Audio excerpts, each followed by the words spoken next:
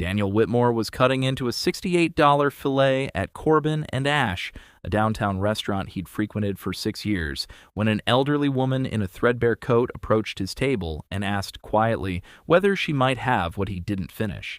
He looked up to decline politely, the way he always did with practiced discomfort, and stopped completely.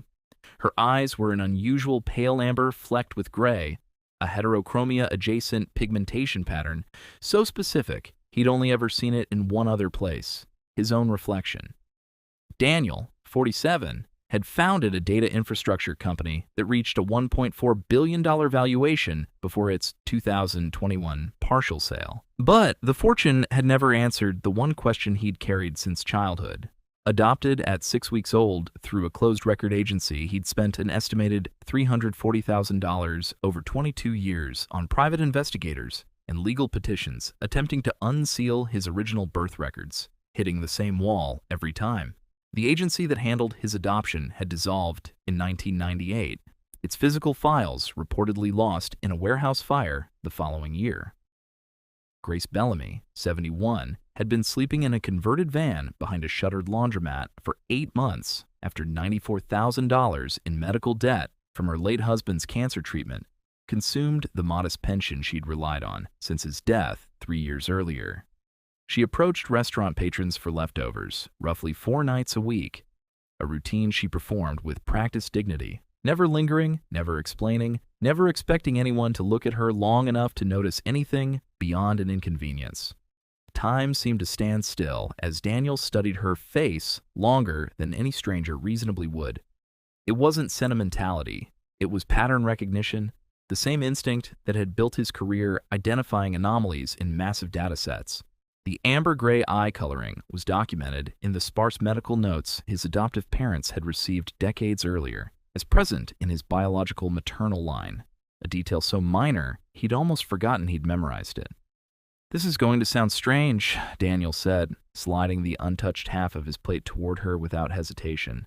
"But were you ever in Millbrook County in the spring of 1977? Grace's hand froze over the plate. Her trembling voice carried decades of silent heartbreak as she answered, barely above a whisper. "I gave up a baby boy that spring. I've never stopped wondering what happened to him." Grace had been 19, unmarried, and financially dependent on parents who'd made clear that keeping the child wasn't an option they'd support. She'd signed the relinquishment papers at a Millbrook County agency in April 1977, a decision she described to Daniel once they sat together properly as the only thing I've regretted every single day for 46 years and the only thing I never once thought I had the right to go looking for. Daniel didn't act on instinct alone.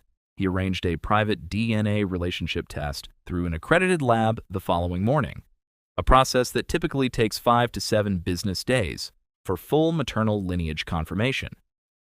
Those days passed with Daniel checking in on Grace daily, arranging a hotel room, meals, a coat that actually fit, careful not to promise a connection that the science hadn't yet confirmed, a caution born from watching too many data projects collapse under premature conclusions.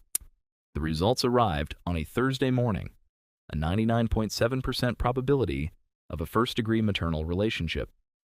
Daniel read the report twice in his car before he trusted himself to walk back inside and tell her.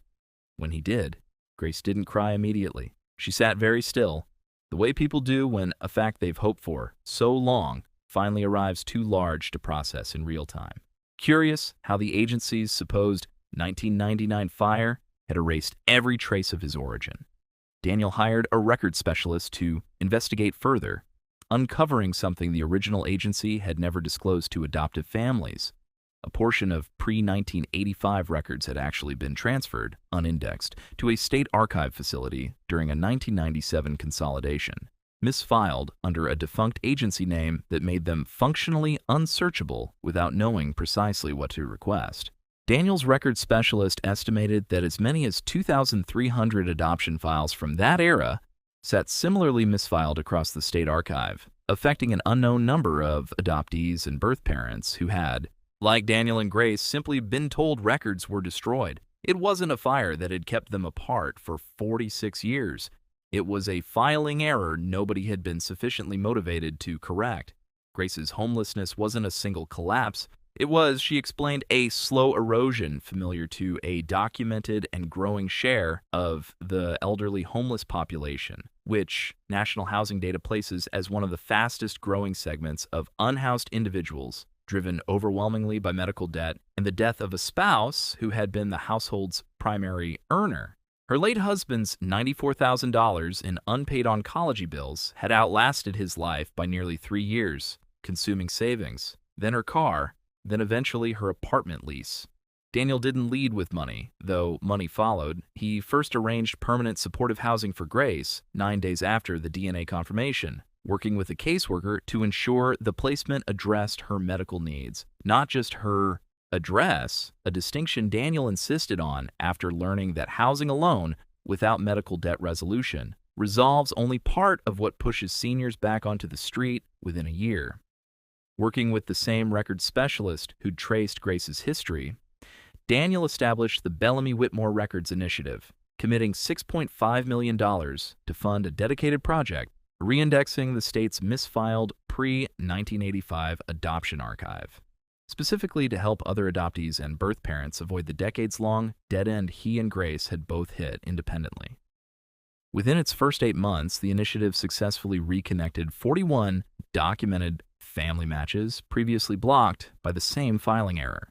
Daniel and Grace didn't attempt to compress 46 years into a tidy reunion narrative. They started with weekly dinners, then holidays, then, roughly a year in, Grace moving into a small guest cottage on Daniel's property at her own request, insisting on paying a token rent she could genuinely afford, a boundary Daniel respected because he understood, watching her rebuild her sense of agency, that dignity mattered to her more than comfort alone ever could. Daniel came to understand, in the months that followed, that nothing about that night at Corbin and Ash had been miraculous in the way headlines might frame it. No impossible coincidence, no fate intervening. It was a filing error, a genetic marker, and one man willing to look a fraction of a second longer than politeness required at a woman most of the room had already stopped seeing entirely. The lesson isn't that miracles find the deserving. It's that the difference between a stranger and a mother separated by 4 decades sometimes comes down to nothing more than whether someone was paying enough attention to actually look